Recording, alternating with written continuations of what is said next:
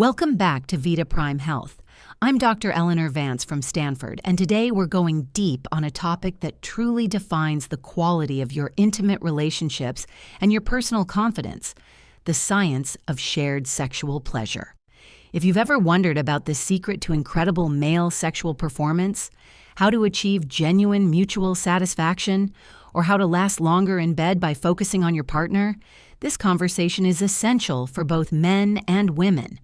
We're moving beyond the simple mechanics and talking about the subtle art of movement, the thrusting technique that can dramatically heighten female pleasure and completely revolutionize your sexual connection.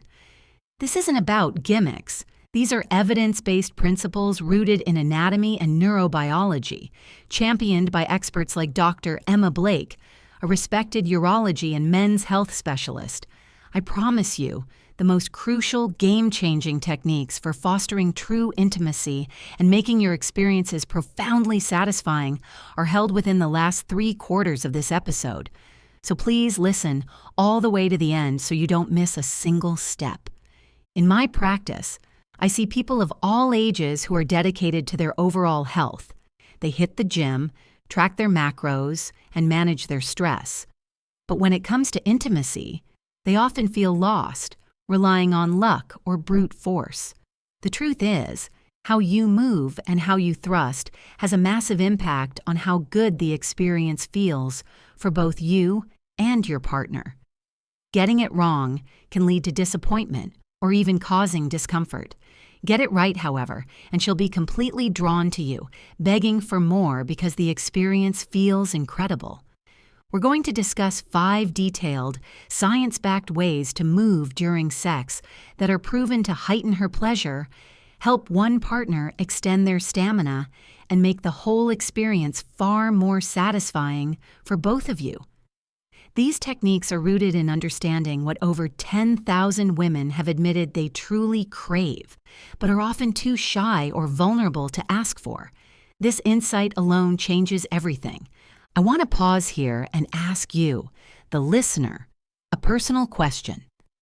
What is the most common piece of advice, or perhaps the most common mistake, you've heard about sexual performance that you now believe is wrong? Share it in the comments below.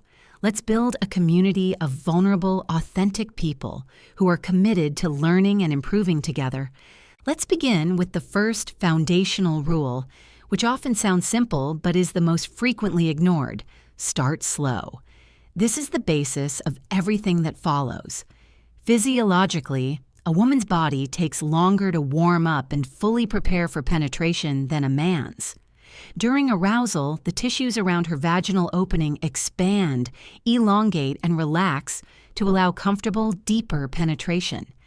That process doesn't happen instantly. If you go fast or deep right from the start, it can actually be uncomfortable or even painful. She might not say anything. She may just tense up or try to work through it. But that discomfort shuts down pleasure immediately. Instead, focus on pacing. Begin with shallow, gentle movements. Let her body catch up to her arousal. Pay attention to her breathing and how her muscles respond. When her body starts to relax and open, that's your cue to build intensity. This gradual buildup does more than make her feel good. It also helps you maintain control and extend your own pleasure. It is absolutely crucial to understand that starting slow is an act of supreme confidence and presence. It communicates non-verbally that you are not focused solely on a quick release, but on a shared, luxurious journey. This patience builds the psychological trust, which is the invisible key to her climax. This is also a perfect time to integrate touch and soft communication, using your hands to stroke her hair or speak low words of affirmation. Now, with that foundation established, we can move into the art of anticipation, which is the second point: tease her. Teasing is one of the most powerful techniques you can use because it builds anticipation. Pleasure actually increases when the brain expects more of it. So when you're in a rhythm that she clearly enjoys, keep it for a moment. Then slow down, stay inside her. Move lightly, keep your eyes on hers and let the tension rise. When you bring the intensity back, it feels even better because her mind and body have been craving it. But timing matters. Don't do this right before she reaches climax. That will feel like frustration, not excitement. Teasing works best earlier when things are still building.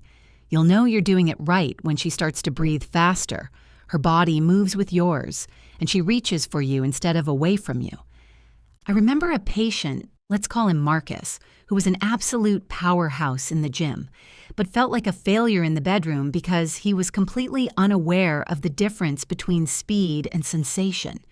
He told me he just thought going fast meant more passion. We spent time simply on the start slow and tease her principles, and I asked him to set a silent internal cue to ensure the first 2 minutes of penetration were strictly shallow and light.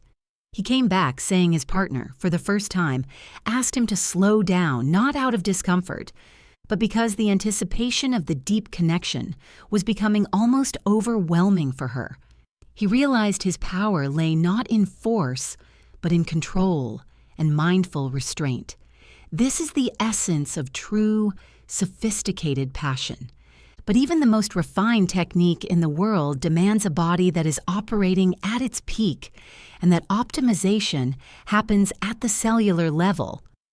When your internal systems, your energy, your recovery, your very foundation of health, begin to slow down, every aspect of your vitality, including your intimate life, suffers. This slowdown is often linked to the natural decline in your body's ability to renew and repair itself as we age. From this discussion about enhancing vitality and pleasure, let's talk about the root of all healthy function, your cells. Are you constantly battling that nagging feeling that your body just isn't recovering the way it used to? Do you notice a persistent, subtle decline in your energy, your physical resilience, or the rock-solid sense of wellness you once took for granted? The problem may not just be the inevitable march of time, but the natural slowdown in your body's ability to renew and repair itself. Your body's master cells, or stem cells, become less abundant and less active as you age. That's why we recommend STEM Active Premium Stem Cell Activator. STEM Active is a powerful, all-natural supplement designed to support your body's own master cells. Stem cells constitute a key role in renewing the body that impacts tissue repair and maintaining optimal health.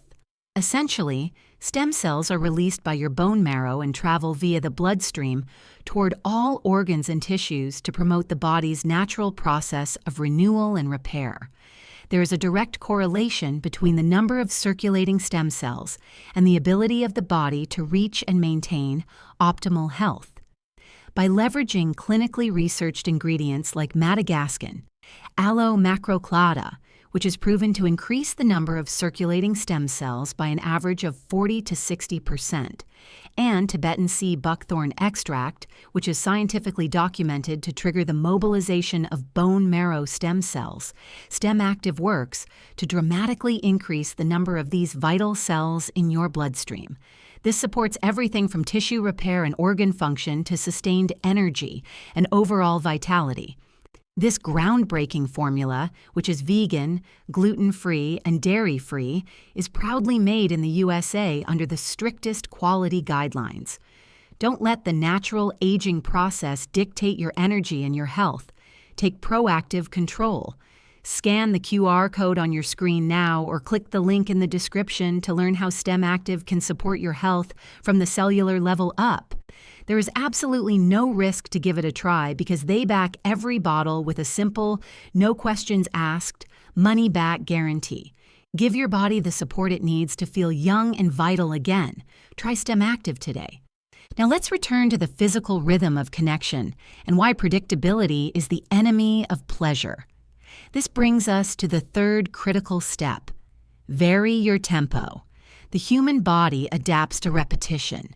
If you keep the same speed and rhythm for too long, both of you will start to feel less. Changing pace resets the body's sensitivity and brings everything back to life. So alternate between slow and fast, shallow and deep. Think of it as waves. Build up, crest, then pull back and rebuild again. You can even use her cues to guide you. If she starts tightening around you, slow down and deepen the motion. If her breathing quickens, gradually increase the tempo. When you vary your rhythm naturally, you keep both of you fully engaged, present, and connected. Clinical studies on female arousal demonstrate that polymorphous stimulation, the delivery of varied pressure, speed, and angle, consistently generates higher subjective reports of pleasure than uniform stimulation. This means your variability isn't just about fun, it's a physiological necessity for maximizing her experience. By varying the depth, you engage different parts of the vaginal canal, including the highly sensitive anterior wall, and by varying the speed, you prevent the nerve receptors from becoming desensitized. This technique demands the man be present, but it empowers the woman because she can actively lead and guide the rhythm with her own body's response, making the experience truly collaborative. Next, let's look at the fourth step, a highly effective technique that most men completely overlook, which is key to bridging the orgasm gap. Use grinding. Traditional thrusting focuses on penetration. It stimulates internal nerve endings like the G-spot, but it misses the clitoris, which for most women is the main source of sexual pleasure. Grinding bridges that gap. When you stay deep and move your pelvis in slow, controlled circles or gentle forward presses, you're applying consistent pressure to her clitoral area and labia while maintaining internal contact. It's incredibly pleasurable because it engages both internal and external nerve endings at once. Positions like missionary or cowgirl make this easiest, but you can adjust in any position by changing your angle slightly.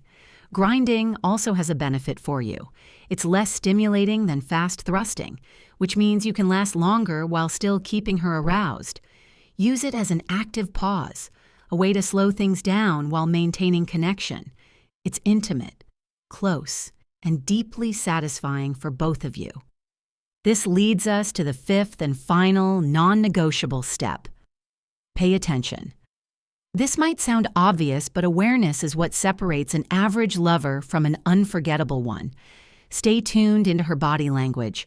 Notice her breathing, her sounds, the way her muscles tighten or relax. When you do something that makes her body soften or draw closer, keep doing it. When she tenses or pulls back, adjust. Change the angle, the rhythm, or the pressure. Presence is everything. Don't get lost in your own head worrying about how you're performing. Focus on the shared experience. The more attuned you are to her responses, the better everything becomes. You'll instinctively know what to do because you'll be responding in real time instead of overthinking. The research is clear. The greatest predictor of female satisfaction is the perceived attentiveness of the male partner. Now, to truly tie all 5 of these physical techniques together, we must discuss the emotional anchor, the element that elevates sex from a purely functional act to an experience of profound intimacy. For women, sex isn't purely physical, it's deeply emotional. Pleasure, trust, and desire all come from feeling safe, seen, and connected. When she feels emotionally close to you, her body releases oxytocin and relaxes more deeply, which physiologically enables her to experience greater pleasure. Even if you're newly dating or things are casual, emotional connection makes the physical experience exponentially more intense and satisfying. This is why I stress that while physical technique is the necessary starter, emotional awareness is what keeps her coming back. When you build that trust, she lets go fully. And that's when the best experiences happen, when both of you are completely present and comfortable with each other. The emotional dimension of intimacy is not just subjective, it's actually quantifiable. Chronic stress, performance anxiety, and the resulting high levels of the stress hormone, cortisol, act as a powerful vasoconstrictor, physically narrowing blood vessels. This directly inhibits the healthy, robust blood flow required for optimal male sexual function. The simple act of genuine, loving, and vulnerable connection, conversely, triggers the release of oxytocin, which acts as a powerful counterbalance. By focusing on her pleasure and reducing your own self-monitoring, you are actively reducing cortisol and increasing the neurochemicals of bonding, thereby improving both your physical function and your shared pleasure. This reciprocal benefit is why prioritizing your partner's comfort and pleasure is the most selfishly effective thing you can do for your own experience. The history of sex advice is unfortunately littered with male-centric perspectives, even in classical texts like the Kama Sutra, where female pleasure was often described as a means to an end, the goal of male satisfaction or procreation. This modern evidence-based approach is revolutionary because it recognizes the inherent autonomy of female desire and the complex, varied path to female orgasm. By adopting these 5 techniques, particularly the intentional focus on clitoral stimulation through grinding and the responsive nature of varying tempo, you are participating in a historical movement toward truly mutual and empathetic intimacy. I want to invite you to comment below again. For those of you who have applied these principles, which one? Start slow, teasing, varying tempo, grinding, or paying attention made the most immediate and positive difference in your relationship. Your shared wisdom is invaluable. We often encounter deeply held but ultimately false ideas about sex. For example, there's the pervasive myth that aggressive, sustained thrusting equals passion. This is entirely counterproductive. As we discussed, sustained aggressive movement leads to habituation, dulling sensation, and is one of the fastest ways to exhaust the man and cause discomfort for the woman. True passion is demonstrated through the mindful control of a varied tempo and the ability to pause and focus on your partner's response. Another dangerous myth is that a successful sexual encounter is defined by the man's orgasm. This antiquated, male-centered view is what fuels performance anxiety and creates the orgasm gap. A truly successful intimate experience is one in which both partners feel physically satisfied, emotionally connected, and entirely seen. If you focus exclusively on your own release, you miss the profound vulnerability and joy of shared climax. A third common misconception is that if my partner isn't vocal, she isn't enjoying it. While some women are highly vocal, many express pleasure through subtle body language. A deep sigh, a tensing of the hands, a slight arch of the back, or a softening of the muscles. Relying only on loud, explicit vocal cues means you are ignoring the vast, silent language of her body. This is why the principle of pay attention is so vital. It teaches you to read the subtle, non-verbal cues that are the true measure of her pleasure. I had another patient, let's call him Simon, who was in his early 60s and felt immense pressure to perform after prostate surgery. He was physically capable, but the emotional hurdle was crippling. We focused less on the physical act and more on the emotional connection and the start slow principle. He found that by spending the first 10 minutes of penetration with only the shallowest of movements, focusing instead on eye contact, touch, and verbal affirmation, his anxiety vanished. His partner confessed that this deliberate slowness was the most intimate thing they had ever done, and it allowed her to fully relax into the moment. He realized his stamina wasn't the issue. His anxiety was. Another patient, Sarah, came to me with her husband, frustrated because she felt invisible during sex. Her husband was a kind man, but he treated sex like an athletic event. When he learned the vary your tempo and pay attention principles, he began watching her face and her body for cues. The following month, Sarah told me, "It's not just the sex that's better, it's the feeling that he sees me. He's anticipating my needs before I even know them." This confirms that these techniques are fundamentally about communication and recognition. Now let's look at the daily practices that support your capacity for this mindful, responsive lovemaking. The ability to pay attention doesn't just switch on during intimacy. It's a skill you build daily. Practicing daily mindfulness or deep breathing exercises trains your mind to stay anchored in the present moment, which directly translates to less overthinking and less performance anxiety in the bedroom. A focused man is a better lover. Excellent sexual function is primarily a matter of vascular health. The erection is a hydraulic event requiring optimal blood flow, which is facilitated by the molecule nitric oxide. Regular cardiovascular exercise, like brisk walking or running, and a diet rich in L-citrulline, found in foods like watermelon, and L-arginine, found in nuts and seeds, directly support nitric oxide production, enhancing both the quality of your erections and your overall physical stamina. For a mild boost in erection strength, I recommend Prime, which supports nitric oxide and healthy blood flow.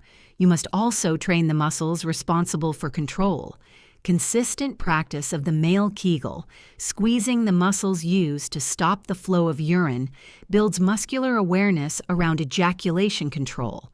This isn't just about lasting longer, it gives you the refined muscle control needed to execute the subtle shifts and pauses required in the vary your tempo and tease her techniques.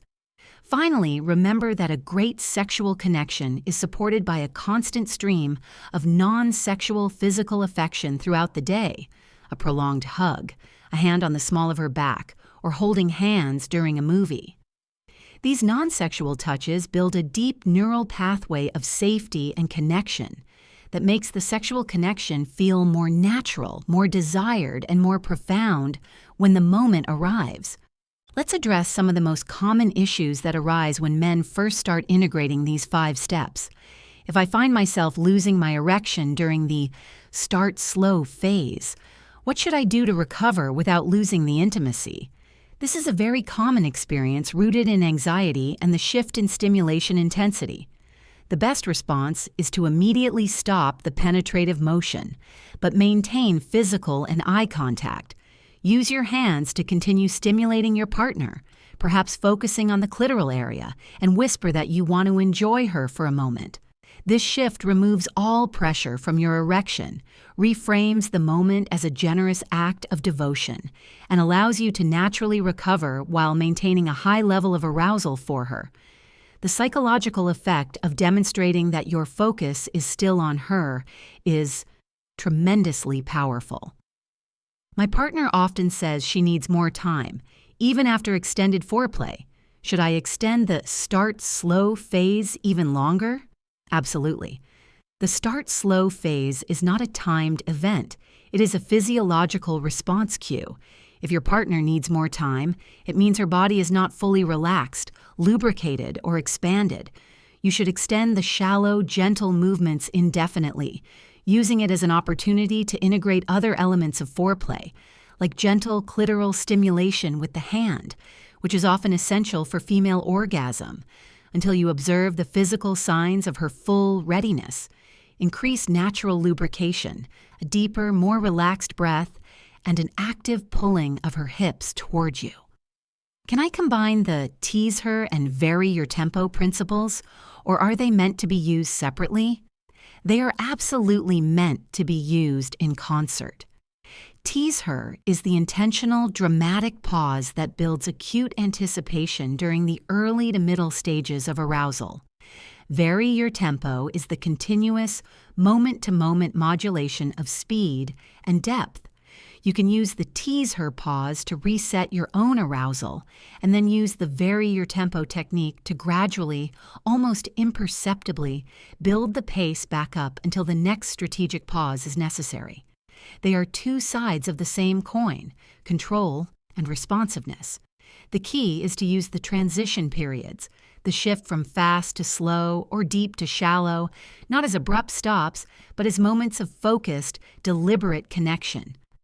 My partner loves a lot of pressure. Does grinding provide enough intensity, or should I stick to traditional deep thrusting? Grinding provides a different kind of intensity, a deep enveloping pressure that stimulates a wider surface area, particularly the clitoral complex, which many women find critical for orgasm. You do not have to abandon deep thrusting entirely. The mastery is in integrating them. Use deep thrusting for powerful, short bursts, and then strategically transition to grinding to sustain the intensity and pleasure while simultaneously managing your own arousal. Think of grinding as a deep, sustained wave of pleasure that you can hold for longer.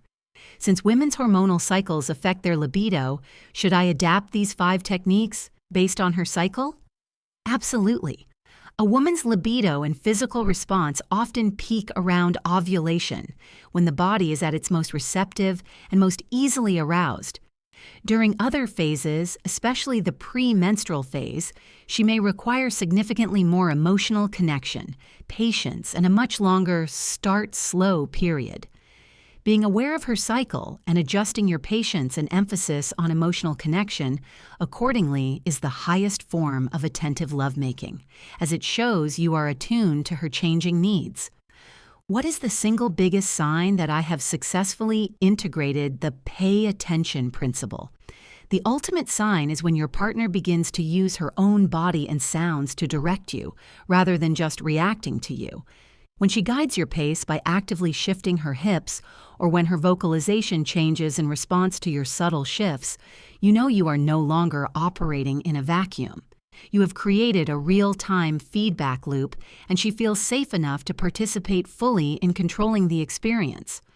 Remember, gentlemen and ladies, that true mastery of sexual performance and intimacy is not measured by a clock or by physical prowess alone. It is a profound integration of anatomical knowledge, mindful presence, emotional intelligence, and genuine respect for your partner's experience. It is about cultivating that authentic, present connection with your partner that makes them feel completely safe, seen, and desired. When you combine the physical techniques, start slow, tease her, vary your tempo, use grinding, and pay attention, with a foundation of emotional safety, you move from simply having sex to experiencing true, unforgettable intimacy. If you found the evidence-based, warm, and comprehensive approach of this monologue helpful in deepening your understanding of your health and intimate relationships, I urge you to take one last step. Please subscribe to Vita Prime Health right now. By subscribing, you ensure this crucial, life-changing information keeps reaching you every week. And if you have a family member or a close friend who you know could benefit from moving past the myths and embracing this science of connection, please share this episode with them. Good health, profound confidence, and unforgettable intimacy should be accessible to everyone. Thank you for listening, and I look forward to continuing this vital journey with you next time.